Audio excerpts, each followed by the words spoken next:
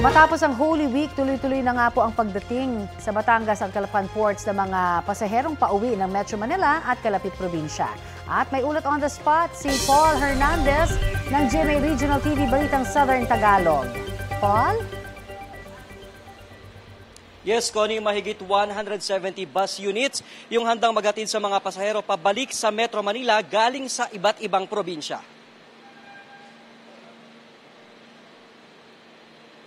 Mula sa mga Roro, diretso sa bus terminal sa Batangas Port ang mga pasaherong pabalik na sa Metro Manila at Karatig Lalawigan. Mahigit 6,500 ang mga pasahero ang naisakay kahapon, Easter Sunday, ayon sa bus line supervisor. Bumuhos kahapon sa Port of Calapan ang mga pasaherong pabalik sa Batangas Pier.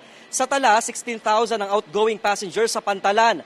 Dito naman sa Passenger Terminal Building ng Batangas Port, halos balik normal na ang sitwasyon. Wala na ang mahabang pila sa ticketing stations at lalong mas maluwag sa departure area. Ilan na lang din ang mga uuwi sa island provinces. Sa datos, mahigit 144,000 ang pasahero sa Batangas Port simula March 24 hanggang March 31. Umabot naman sa mahigit 1,800,000 ang mga pasahero sa iba't ibang pantalan sa buong bansa. Samantala, Connie, sa kabila ng napakaluwag na sitwasyon dito sa Batangas Port, hindi man nagbabago yung mahigpit na seguridad na ipinatutupad dito. Nakataas pa din yung heightened alert status ng mga otoridad. Connie? Maraming salamat, Paul Hernandez ng GMA Regional TV Balitang Southern Tagalog.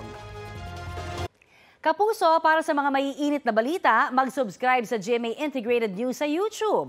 Sa mga kapuso naman abroad, subaybayan nyo kami sa GMA Pinoy TV at sa www.gmanews.tv.